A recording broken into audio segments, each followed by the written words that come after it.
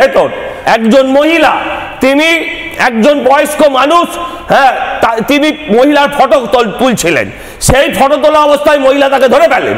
মহিলা ধরে ফেলার পর সেই মহিলা তাকে ঘাতক দেন, স্বাভাবিক প্রতিক্রিয়া।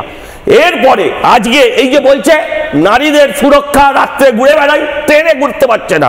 এরপর আজকে এমএলএ, হ্যাঁ, ওই ফারাক্কার জিম নওয়াজ, কি নাম, জিম নওয়াজ সিদ্দিকীরা কি নাম আছে, সেই লোকটা, ওই লোকটাকে নিয়ে গিয়ে, যে লোকটা মেয়েদের ভিডিও করছিল তাকে নিয়ে গিয়ে থানায় ডায়েরি করেছে ওই মেয়েটার বিরুদ্ধে। কেন ইমাজিন, অন্যায় করেছে, বুঝে গেলাম।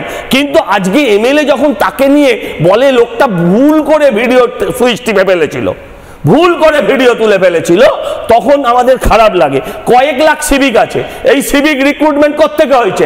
কয়েক লাখ সিভিক থাকা মানে কয়েক লক্ষ পুলিশ কনস্টেবলের চাকরি থেকে মানুষ বঞ্চিত হচ্ছে, কয়েক লক্ষ হোমগার্ডের চাকরি থেকে বঞ্চিত হচ্ছে।